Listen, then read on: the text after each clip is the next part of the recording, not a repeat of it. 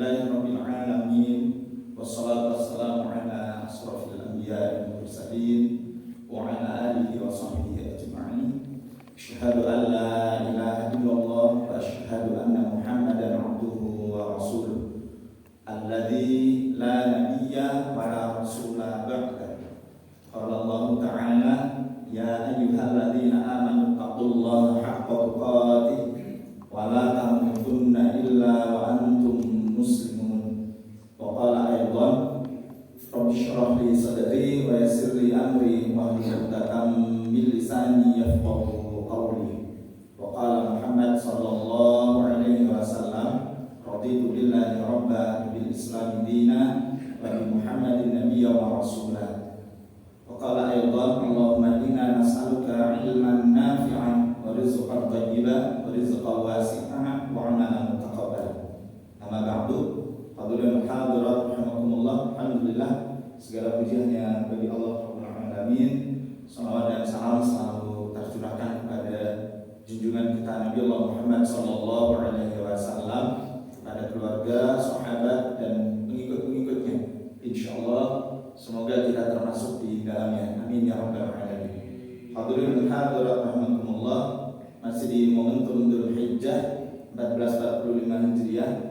Rasanya tidak terlalu berlebihan kalau kita senantiasa menguatkan iman, meneguhkan Islam dan meningkatkan ketakwaan kita kepada Allah Subhanahu wa taala. Terlebih ada momentum kurban. Insyaallah kemarin lancar-lancar ya di Darussalam. Berapa yang disembelih? 4 sapi. 18 kambing. Unta belum. Oh, panjenengan tidak mengikuti saran saya berhubungan dengan prigen. Taman safari lakukan betul. Insyaallah tahun depan berhubungan mawon, ternyata tidak boleh beli unta di sana ya. Ya, Bapak-bapak dimuliakan Allah Subhanahu wa taala. Saya tertarik dengan apa yang disampaikan oleh Ketua KPU ya ketika khutbah di hadapan pejabat-pejabat negara, ketika kemudian disebutkan di antara hikmah berkurban menyembelih hewan itu apa? Menghilangkan sifat-sifat hewan yang ada di dalam diri manusia. Jadi tidak boleh curang, tidak boleh bohong, tidak boleh ingkar janji. Yang dengerin waktu itu juga mangguk-mangguk juga pejabat. Jadi semestinya kalau kemudian coba kita ambil hikmah, memang seperti itu ya. Kenapa? Ini akhlak kita kepada Allah Subhanahu wa taala ya. Kenapa kemudian Allah Subhanahu wa taala itu mengadakan syariat kurban bagi kita agar saya dan panjenengan itu selalu ingat kepada Allah Subhanahu wa taala. Itu yang pertama. Yang kedua, sebagai wujud rasa syukur kepada Allah Subhanahu wa taala. Maka sejatinya kalau kemudian saya dan panjenengan coba mencermati ketika disebutkan ada sifat-sifat hewan yang itu dihilangkan ketika hewan itu disembelih ya, kita mestinya ambil hikmah itu. Artinya apa? Kalau kemudian kita itu menyembelih hewan kurban, bukan persoalan kita itu setiap tahun berkurban, setiap tahun kemudian kita itu sebelum berkurban dipamerkan lewat media sosial, wah kurban saya besar, bobotnya di atas 1 ton misalnya. Bukan persoalan itu. Karena kalau kemudian kita itu berkurban setiap tahun itu tidak salah. Tetapi yang salah itu ketika dengan berkurban itu tidak semakin menjadikan diri kita itu semakin ingat kepada Allah dan tidak menjadikan ketundukan dan kesyukuran kita itu hanya kepada Allah gitu. Yang kira-kira kalau panjenengan memperhatikan kemarin itu di media sosial itu kan, saya bukan pegiat media sosial ya, sesekali aja nengok gitu. Kira-kira ada berita apa? Kalau panjenengan perhatikan di antara para artis, selebriti, kurbannya itu sapi di atas 1 ton. Masya Allah. Kemarin ada Darussalam 1 ton. Belum ya, artinya harus dipamerin gitu yang besar gitu. Dan mohon maaf ketika kemudian kita itu pamer dengan sapi yang besar itu terus dapat pujian, kita senang kan begitu kan begitu. Tapi jangan sampai kemudian menghilangkan kesyukuran kita, menghilangkan kita itu bahwa kita itu diperintah oleh Allah sebagai seorang hamba untuk patuh kepada Allah Subhanahu wa taala. Tapi yang fenomena kurban kan kemarin kan di daerah Jogja ya kalau nggak salah ya. Untuk jual hewan kurban itu memerlukan jasa SPG, apa? Sales Promotion Goal. Jadi setelah pakai SPG gitu ya, penjualan hewan kurban itu semakin meningkat gitu. Laku 160 itu jauh-jauh hari sebelum hari raya kurban ini. Dan itu di shoot ya, ditayangkan di televisi, di berita, dan mohon maaf SPG-nya itu ya yes begitu-begitu. Ya Allah, nah ini kan kadang-kadang kita itu pokoknya menghalalkan segala cara untuk mendapatkan apa yang menjadi keinginan kita. Loh, itu sifat-sifat hewani gitu. Mohon maaf, kalau panjenengan memperhatikan, kambing itu bisa memiliki rasa lapar seperti manusia. Cuman yang namanya kambing, kalau misalnya lapar itu tidak perlu memperhatikan yang dikonsumsi itu halal atau thayyibah, itu tidak perlu gitu. Kambing kalau lapar itu, maaf, ketika ada tanaman tetangga itu ya, tanaman tetangga, kambing makan tanaman tetangga, itu halal atau haram? Tidak ada hukum. Kambing lapar, tiba-tiba lapar, terus tetangga itu punya pohon ya, terus daunnya itu dimakan, itu halal atau haram? Tidak ada hukum ya. Tidak ada hukum berarti halal bagi kambing. Lah itu kan gitu. Lah artinya tidak mungkin kemudian kita itu mengeluarkan dalil bahwa kambing itu memakan daun pohonnya tetangga statusnya menjadi haram misalnya. Tidak mungkin lah. Kambing itu kalau lapar itu apa yang ada di depannya itu ya dimakan. Apa yang ada di dalam ingatannya itu ya dimakan. Kambing. Mohon maaf, kambing itu kalau ingin melampiaskan kebutuhan biologisnya gitu, perlu berpikir tentang mahram atau bukan? Tidak ada gitu. Ya, bahkan mohon maaf dengan ibunya gitu, ya kan, dengan saudara sekandung gitu, dengan saudaranya, maksudnya saudara selahiran gitu, kambing. Masalah atau tidak masalah? Tidak masalah, kambing gitu. Nah, pertanyaannya adalah ketika kemudian manusia lapar, ada pohon mangga tetangga, buahnya menjulur keluar pagar, kita lapar, ngambil, gimana itu status hukumnya? Milih umum ya, milih umum di luar pagar. Berarti halal gitu. Atau misalnya di dalam pagar, tapi daunnya pohon mangganya tetangga mengotori halaman rumah kita. Kita ngambil buah yang ada di dalam pagar itu gimana statusnya? Daunnya ke rumah kita, daunnya ngotori rumah kita. Gak teni nyapu bang gitu, gak popos itu ya. Tidak boleh. Makanya sifat-sifat manusia itu tentu berbeda dengan sifat-sifat hewan. Maka kalau kemudian dengan menyembelih hewan kurban itu, kok kira-kira kita itu masih sering berdusta gitu. Kira-kira kurbannya diterima apa betul? Kok setelah menyembelih hewan kurban kita itu sering ingkar terhadap janji begitu ya? Kira-kira kurban kita itu diterima atau enggak gitu. Urusan terima atau enggak itu urusan Allah Pak. Yang penting kita itu melakukan betul, tapi bahwa Allah itu akan menerima ketika niatan kita itu hanya untuk Allah, dan yang kita lakukan itu mengikuti dengan apa yang diajarkan oleh Rasul Sallallahu Alaihi Wasallam. Maka kita tidak bisa melepaskan ini. Maka Bapak Ibu yang dimuliakan Allah Subhanahu Wa Taala, Allah Subhanahu Wa Taala menyebutkan walikulli ummatin ja'alna mansakan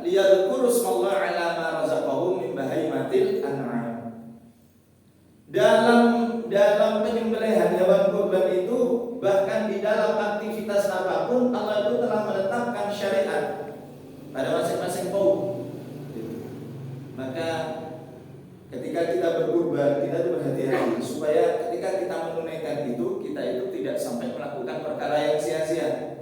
Ya, misalkan hewan kurbannya syaratnya itu akan kita penuhi dengan sebaik-baiknya. Kita kan tidak asal kan, gitu. Kurban asal ada kambing disembelih. Ada syarat dan ketentuan yang berlaku, gitu. Maka ini juga kita memperhatikan. Untuk apa? Untuk kesempurnaan.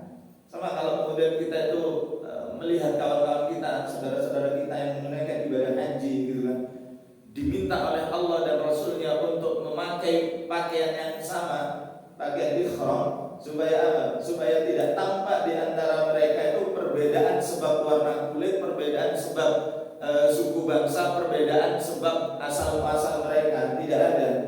Mereka itu diminta untuk bersatu, mereka itu diminta untuk menyembah Tuhan yang sama, mengikuti syariat Nabi yang sama, berpedoman dengan kitab suci yang sama.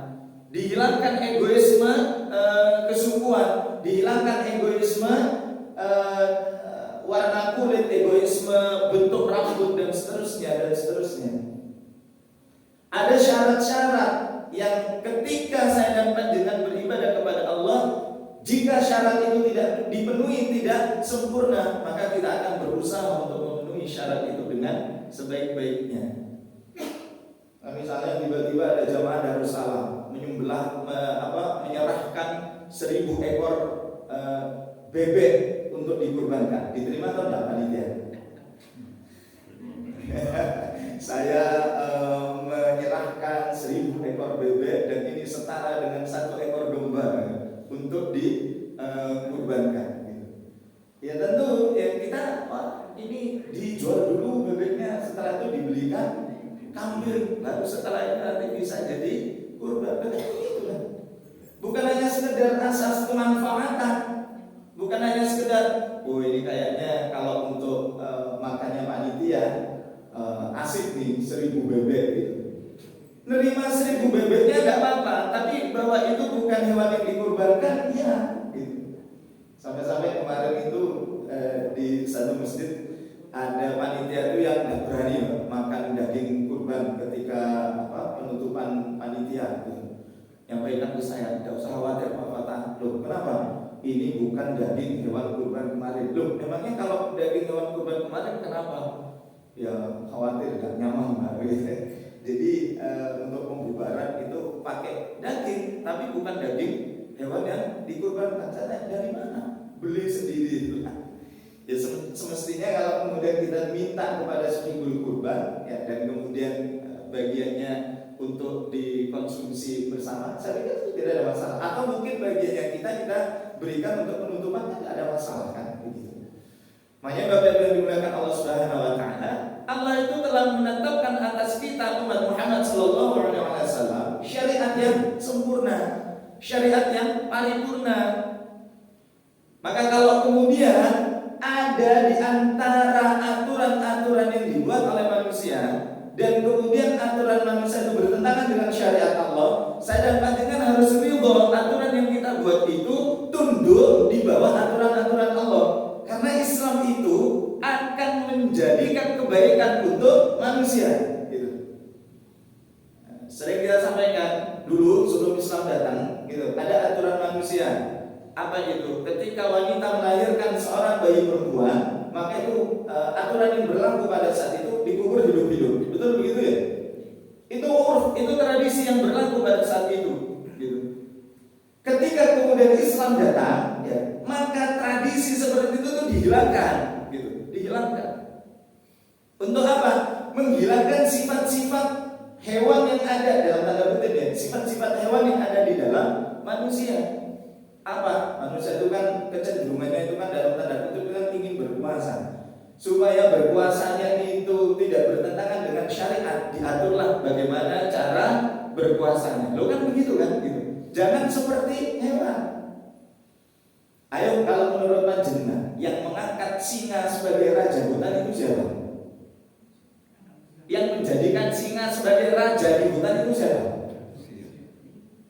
Sinten? Loh, hukum rimba itu yang berlaku siapa yang kuat dia yang berkuasa. Singa itu rumongso paling kuat. Ya, kenapa? Karena yang dilawan itu yang berada di darat. Pernah nggak singa itu bertarung dengan buaya? Di air belum tentu singa itu yang berkuasa. Kalau di mana yang siapa? Singa Medan bukan ya? Di dalam hutan siapa yang kuat dia itu berkuasa. Kalau kemudian di dalam kehidupan kita hukum ini berlaku, siapa yang kuat, siapa yang punya, mohon maaf, yang punya uang banyak itu yang bisa berkuasa. Ini sama seperti aturan hutan ini namanya. Berarti kita itu belum bisa menghilangkan sifat-sifat hewan gitu.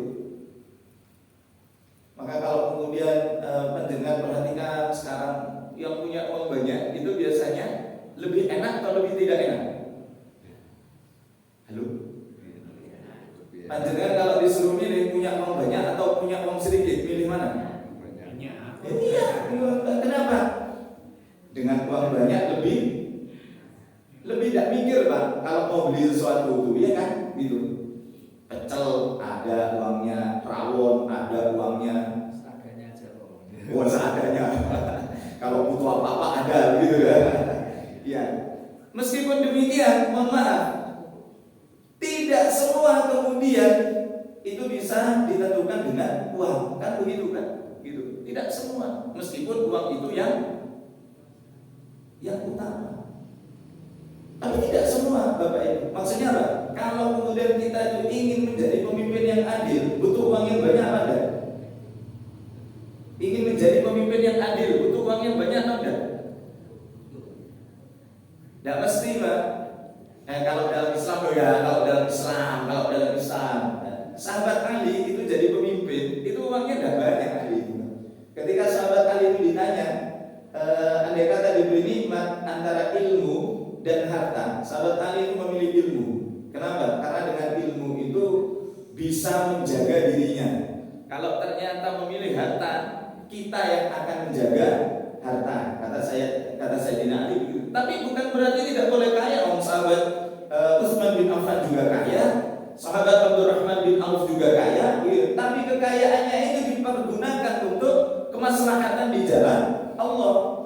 Untuk kemaslahatan di jalan Allah. Bukan untuk nonton sesuatu yang bermaksiat. Bayangkan sekarang saudara-saudara kita di Palestina itu digempur, dibombardir. Di tempat kita itu akan ada konser yang mendatangkan artis dari luar negeri. Target yang hadir itu 100.000 penonton. Masya Allah. Gitu. Sementara kalau kita memperhatikan keberadaan saudara-saudara kita di Palestina, Gaza, Rafah itu dibunuhi, dihinakan, dinistakan gitu. Tanpa ada di antara negeri-negeri kaum muslimin itu dalam tanda kutip yang memiliki kepedulian dengan mengirim pasukan ke sana untuk melawan Israel atau alaihi. Ini luar biasa. Kemarin aja waktu pertandingan bola di GBK ketika melawan Irak sama melawan Filipina itu 80.000 lebih yang nonton. Kalau misalnya satu tiket harganya 100.000 paling murah misalnya, kita nggak ngitung yang VIP gitu ya, itu kali 80.000 sudah berapa uang yang dikumpulkan? 8 miliar. 8 miliar itu luar biasa bagi saudara-saudara kita yang berada di Palestina. Dan panjenengan memperhatikan kan beberapa bantuan itu oleh orang-orang Israel itu dirusak gitu. Kenapa? Padahal di sekitarnya Israel itu ada negeri-negeri kaum muslimin yang dipimpin oleh pemimpin-pemimpin kaum muslimin begitu. Tapi bahkan terhadap kebengisan Israel itu tidak peduli. Dan kawan-kawan kita di negeri-negeri Arab itu kan sekarang kan sibuk memiliki klub sepak bola gitu ya. Beli klub sepak bola gitu ya, menghambur-hamburkan uangnya untuk itu gitu.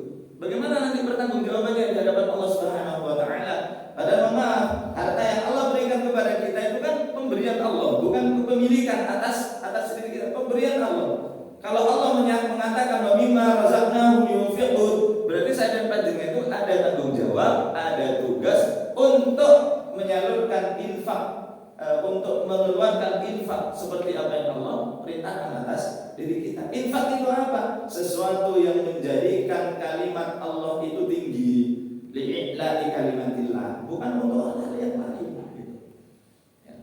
Karenanya Bapak Ibu yang dimuliakan Allah, bagaimana ciri-ciri orang yang patuh kepada Allah Subhanahu wa taala? Wa basyiril muhbitin. Ketika disebut namanya bergetar hatinya.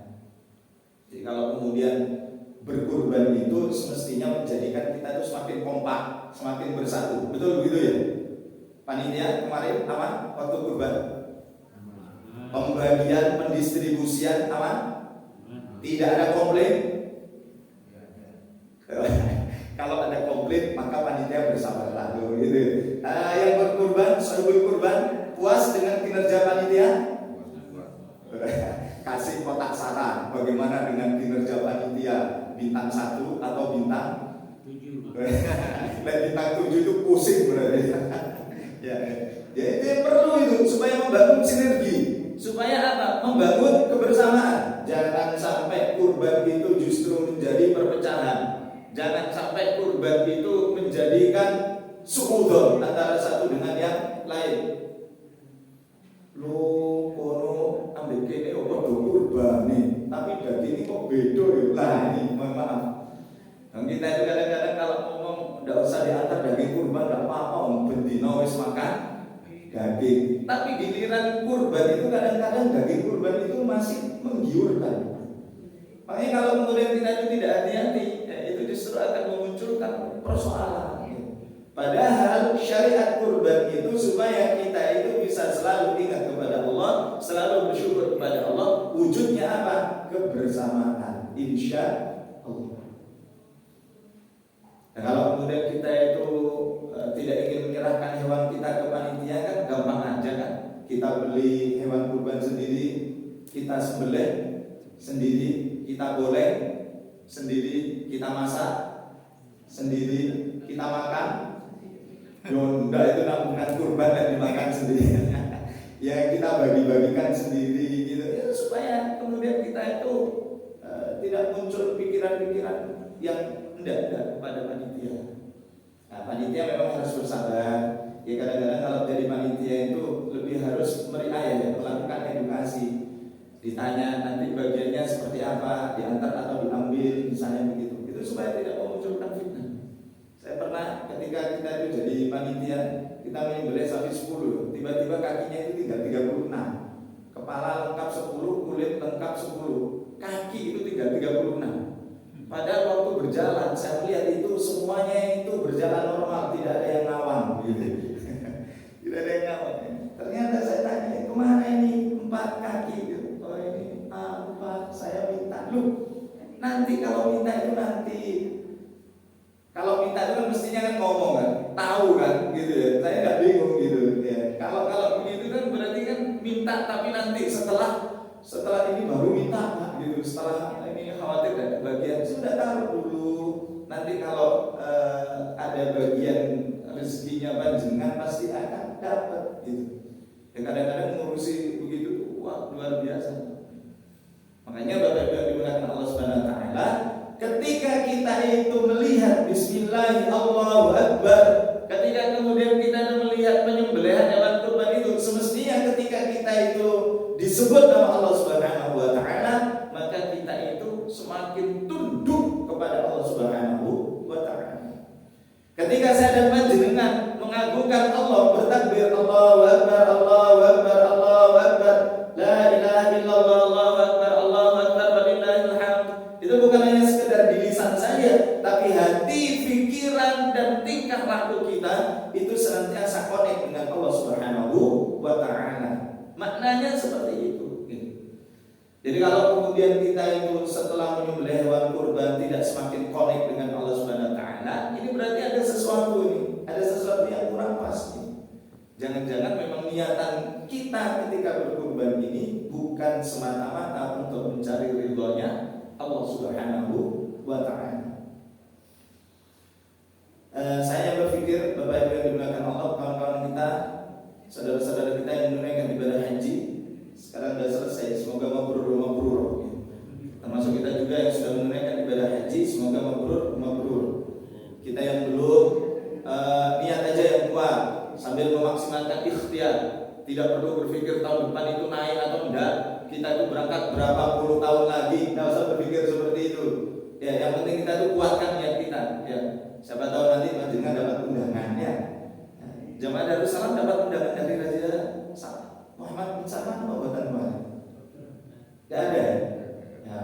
insya Allah lah tahun depan lah.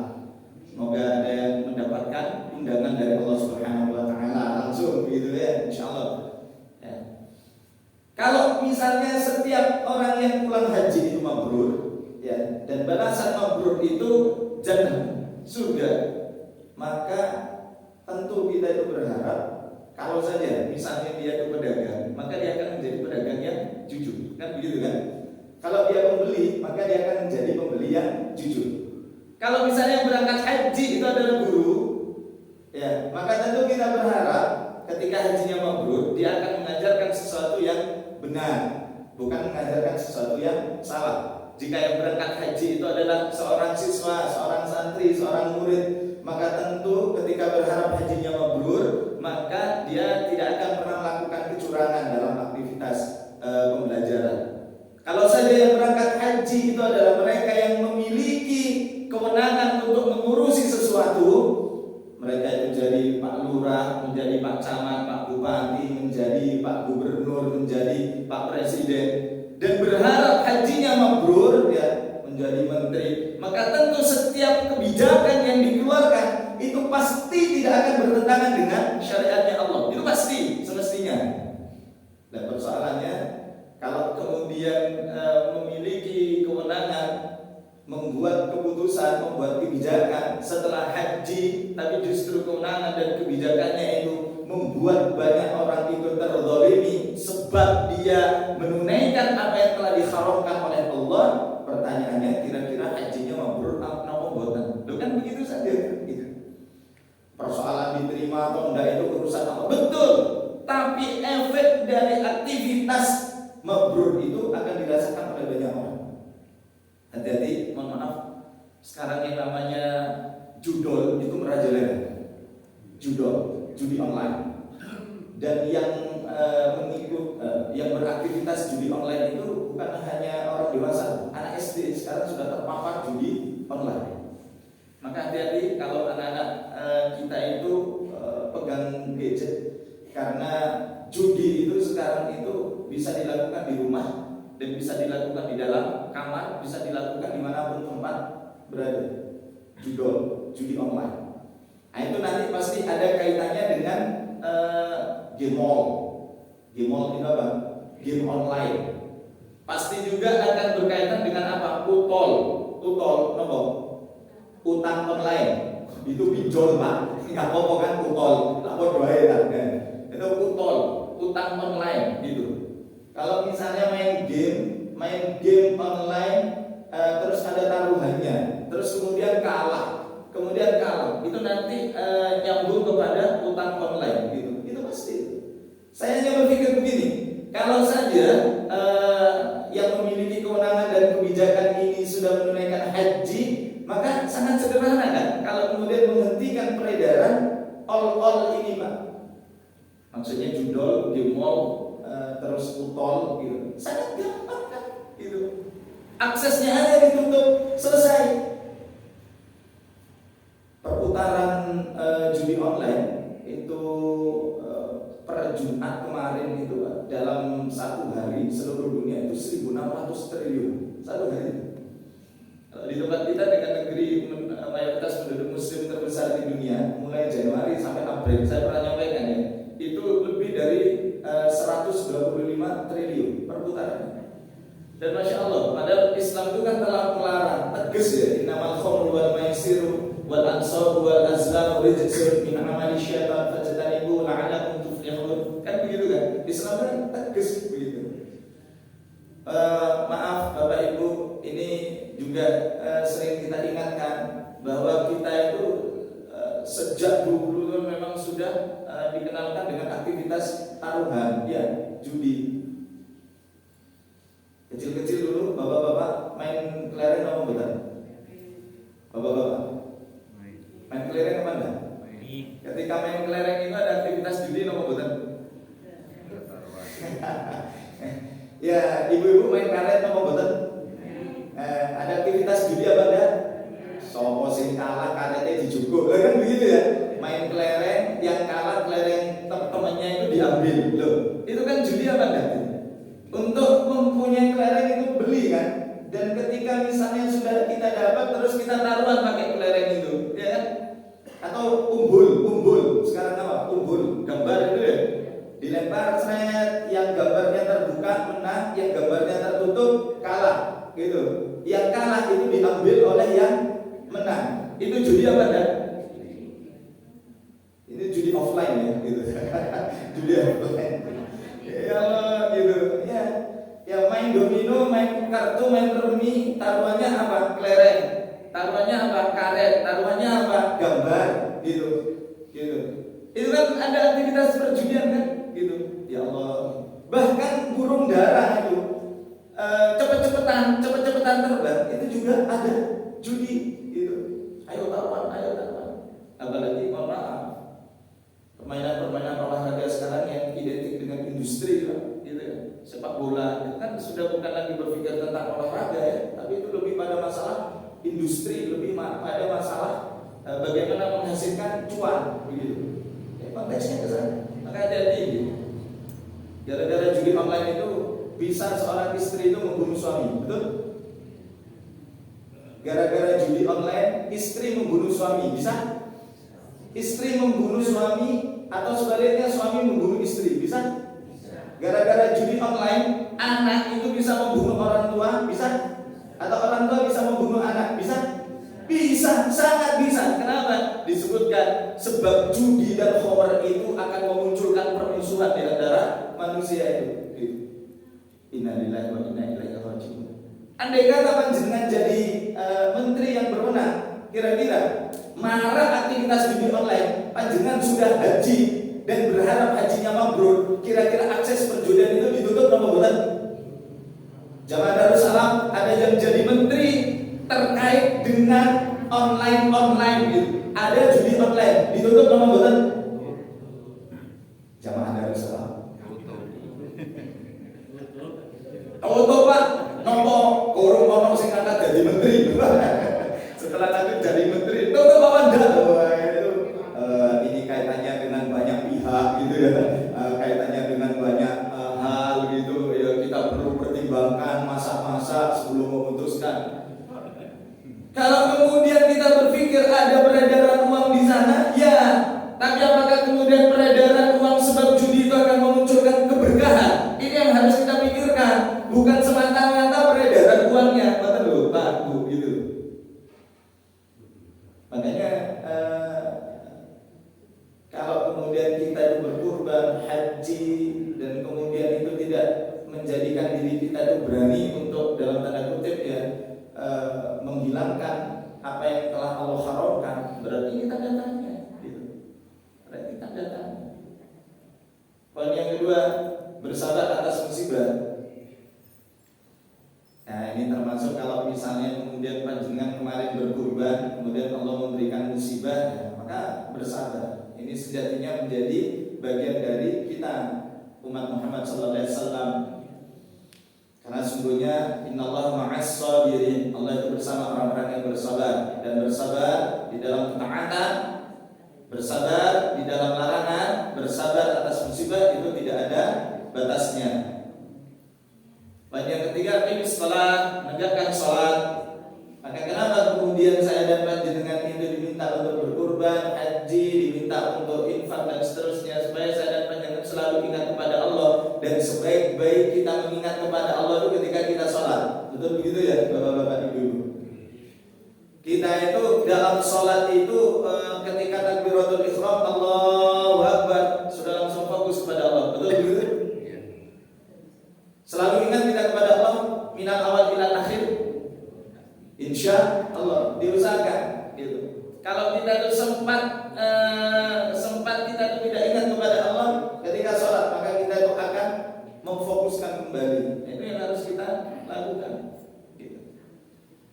Maka ketika Rasulullah SAW itu diejek, dihinakan, dibully oleh orang-orang musyrik Quraisy, orang-orang kafir Quraisy, bahwa beliau itu dianggap terputus karena tidak memiliki keturunan laki-laki ya, keturunan laki-laki tapi tidak sampai besar itu meninggal gitu. Maka itu kan orang-orang Quraisy itu kan membuli Rasulullah SAW, dianggap tidak punya keturunan.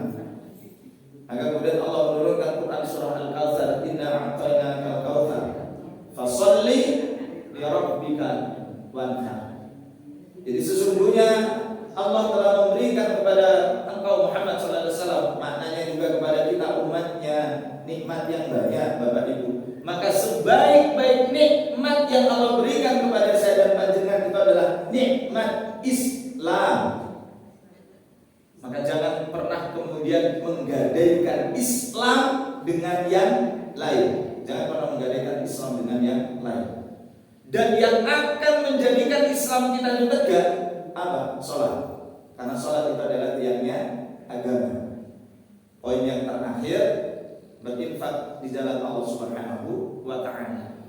Ini Allah memberikan kabar gembira kepada orang-orang yang senantiasa berinfak di jalan Allah Subhanahu wa Ta'ala. Ingat Bapak Ibu bahwa rezeki yang Allah berikan kepada saya dan panjenengan itu bukan hak kepemilikan kita, tetapi itu adalah hak pemberian Allah.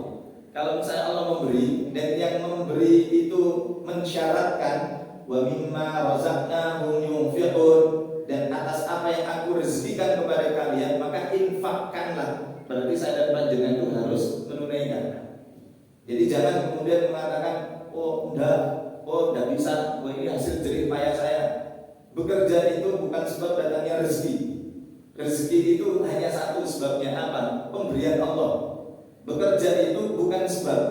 Sebab kalau dikatakan sebab pasti ada akibat. Sebab bekerja pasti dapat rezeki. Padahal kadang kita itu bekerja tapi juga tidak dapat rezeki. Ada suatu hal kita tidak bekerja tapi Allah itu memberikan rezeki. Bisa nggak begitu? Kita tidak bekerja, Allah memberikan rezeki. Bisa? Bisa. Warisan, ya. Warisan itu sebab panjenengan yang bekerja, betul? Warisan itu, ya, warisan itu kan harta orang yang meninggal, Dan ketika orang itu meninggal, kita ahli warisnya, maka itu akan mendapatkan harta, bukan sebab bekerja. Maka kalau misalnya panjenengan bekerja, punya harta yang banyak, nanti panjenengan meninggal dan itu dibagikan kepada ahli waris, yang ahli warisnya itu tanpa susah-susah mendapatkan dari apa yang kita telah peroleh. Kira-kira panjenengan ridho apa mboten? Bapak-bapak kerja, uangnya banyak, tiba-tiba Allah mentakdirkan panjenengan meninggal. Nah itu kan nanti akan dibagikan kepada ahli waris. Ridho apa mboten? Tiba-tiba nulis wasiat, saya kalau meninggal harta saya tidak ridho diberikan kepada ahli waris. Kalau panjenengan jadi ahli waris saya begitu, menunaikan wasiat itu nopo mboten? Tolong nanti harta saya diikutkan di makam bersama jasad saya, begitu. Panjenengan ahli waris ngikuti nopo mboten? Wasiat itu ditulis ketika penulis wasiat masih hidup, gitu. Kira-kira panjenengan nanti kalau bapak meninggal, harta bapak ini diikutkan ke makam. Panjenengan sebagai seorang anak, gimana komennya? Siapa begitu ya? Kapan meninggalnya, begitu ya? Meninggal dulu baru nanti tidak ditunaikan wasiatnya. Tentu nanti, maka Bapak Ibu yang dimuliakan Allah Subhanahu wa Ta'ala, hati-hati dengan harta. Karena sesungguhnya harta itu bisa menjadi ujian bagi saya dan panjenengan. Harta itu bisa mendekatkan diri kita kepada Allah, sekaligus juga bisa menjauhkan diri kita kepada Allah Subhanahu wa Ta'ala. Kita itu seringkali mendapatkan kisah inspirasi berkaitan dengan kurban, gitu ya kan? Jadi kurban itu kan bukan persoalan kita itu bisa atau tidak bisa. Kadang-kadang kita bisa berkurban, tapi persoalannya kita itu mau atau tidak mau, kan begitu kan? Misalnya nih, panjenengan diminta untuk memilih kurban dengan panjenengan punya uang 10 juta. Panjenengan ditawari kurban kambing harga 7 juta atau kurban kambing harga 3 juta. Milih yang mana? Milih yang 3 juta gitu. Padahal baiknya di sisi Allah itu yang 3 juta atau 7 juta? Ya maunya yang 7 juta Pak, tapi masih banyak kebutuhan. Tidak apa-apa, berarti apa? Berarti kita itu memang sesuaikan dengan kemampuan kita. Karena Allah itu ketika kita itu diminta untuk berinfak, itu bukan persoalan seberapa banyak yang kita keluarkan, tapi sesuai dengan kadar kemampuannya kita, gitu. Maka Bapak Ibu yang dimuliakan Allah Subhanahu wa taala, sebagaimana Allah menyebutkan alladzina idza dzikrallahu wajilat qulubuhum was-sabirina 'ala ma asabahum wa muqimis shalah wa mimma razaqnahum yunfiqun. Nah, ini akan menjadi tanda bagi orang-orang yang akan mendapatkan kebaikan dari Allah Subhanahu wa taala. Maka kalau kemudian setelah berkurban kita itu bisa menjadi lebih dekat, menjadi lebih baik kepada Allah Subhanahu wa taala, maka insyaallah itu akan menjadi tanda kurban kita itu diterima oleh Allah Subhanahu wa taala. Maka benar-benar ya Bapak Ibu, kita itu juga harus kontrol diri kita, kontrol keluarga kita, anak-anak kita yang kaitannya dengan mohon maaf ini marak banget ya itu judi online, game online dan pinjaman online. Dan semuanya itu sekali lagi itu akan menyebabkan keburukan, Kemarin ada kasus itu seorang istri yang menyiram suaminya, membakar suaminya, begitu ya. Sebab judi online, gitu. Sebab judi online disebutkan memang, gitu. Maka saya pernah naik mikrolet begitu ya. Pas saya mau turun tiba-tiba ada bapak-bapak separuh daya itu naik gitu, dan kemudian dia duduk di belakang Pak supir. Saya melihat itu main judi. Kira-kira kalau panjenengan naik satu mikrolet dengan penjudi, panjenengan berani negur apa betul? Berani negur apa enggak? Dan panjenengan lihat itu main judi gitu. Bagaimana pengamalan man roha minkum munkar gitu. Panjenengan tiba-tiba tanya ke saya, apa yang dilakukan oleh Pak Fatah waktu itu? Negur nopo mboten gitu. Panjenengan enggak usah tanya begitu, karena ini pertanyaan saya untuk panjenengan gitu ya. Gitu. Ya terus terang juga enggak berani juga Pak ya. Tiba-tiba bawa celurit, bawa golok gitu. Karena kalau orang sudah seperti itu sudah tidak bisa berpikir normal kan. Itu bukan tugasnya kita, semata-mata bukan tugasnya kita. Gitu. Ini wewenang sebenarnya itu adalah wewenang dari negara, pemimpin. Karena pemimpin di dalam Islam itu menjaga akidah setiap umatnya, itu menjaga akidah, bukan membiarkan, gitu, bukan membiarkan. Maka kalau kemudian ada aktivitas judi, panjenengan sekarang buka aplikasi atau misalnya mencari berita, tiba-tiba ada iklan judi begitu, itu kan gampang kan, gitu. Tiba-tiba ada iklan pinjol, itu kan gampang sekali. Dan bahkan sekarang skema pendidikan itu sudah menggunakan pakai skema pinjol, gitu. Dan ada pinjol yang dapat lisensi, pinjol resmi istilahnya begitu. Sekolah sekarang pakai pinjol. Kira-kira kalau sudah selesai pinjolnya belum lunas gitu. Dan itu sudah dilakukan di negara-negara seperti Amerika, gitu kan. Mereka itu sekolah berbasis pinjaman gitu. Ketika sudah selesai, mereka itu juga belum selesai untuk membayar pinjaman. Kenapa? Semakin kita itu meminjam, semakin lembaga itu semakin senang, kan begitu kan? Gitu. Kenapa? Karena semakin dia itu akan mendapatkan banyak pemasukan. Gitu. Persoalannya ketika pinjaman itu menggunakan skema ribawi, maka itu tidak akan pernah bisa mendatangkan kebaikan. Makanya berhati-hati ketika kita itu melaksanakan kebaikan. Saya kemarin sempat ada sharing diskusi, Pak Fatah, gimana kalau kita itu berkurban tapi pakai skema meminjam? Maksudnya untuk membeli kambing itu meminjam. Dan kenapa kita itu harus memberatkan diri kita? Andai kata kita itu tidak mampu, sudah tidak usah memaksakan berkurban. Tapi tidak enak Pak dengan tetangga. Loh, tidak enak dengan tetangga piye gitu. Loh, kita itu tidak enak dengan tetangga, tapi kemudian tidak pernah tidak enak dengan Allah, begitu ya kan? Ya, gara-gara tetangga panas-panasin, katanya tahun ini mau kurban, ternyata enggak juga, begitu bisa panas loh, gitu ya, gitu. Makanya kita itu tidak perlu panas, gitu. Kalau memang kita itu sanggup berkurban.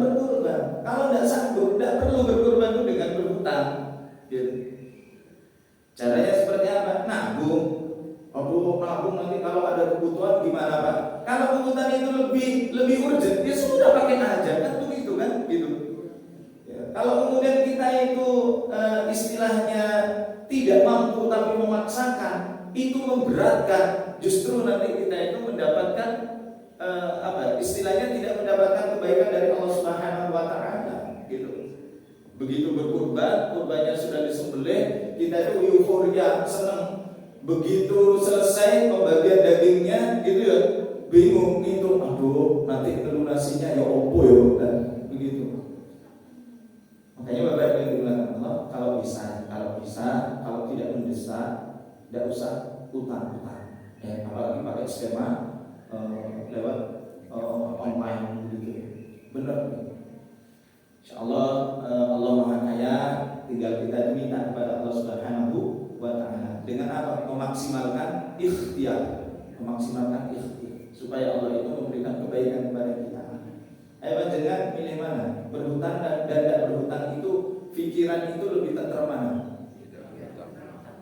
Tidak punya rumah, ingin punya rumah, berhutang atau tidak berhutang? Hah? Berarti tidak punya rumah terus Pak gitu kan? Kalau tidak punya rumahnya, kita itu harus menguatkan keyakinan kita kepada Allah Subhanahu wa taala bahwa Allah yang akan memberikan kebaikan kepada kita. Kalau memang terpaksa. Ya, makanya kalau hutang itu kan kalau dalam Islam untuk urusan yang berkaitan dengan hajat dururiyah, kebutuhan asasi, kebutuhan pokok kan begitu ya. Sandang, pangan, papan gitu. Makanya kalau yang berkaitan dengan kebutuhan pokok ini kan semestinya ini kan memang juga ada peran dari negara untuk bisa memberikan jaminan atas kebutuhan rakyatnya. Jadi kalau kemudian rakyatnya kelaparan, itu bukan diberi pakai skema hutang, bukan, malah tambah kacau kalau seperti itu. Gitu.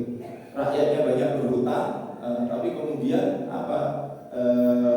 lembaga-lembaga pemberi otoritas itu kemudian yang banyak menghasilkan keuntungan. Allah ini sudah turun ya? Berbunyi tadi. Oh tidak berbunyi, makanya saya tidak dengar. Mohon maaf ya. Semoga Allah memberikan kebaikan kepada kita. Yang sudah menunaikan ibadah haji, semoga mabrur. Cirinya semakin dekat kepada Allah Subhanahu wa taala. Yang belum, tidak usah putus harapan ya.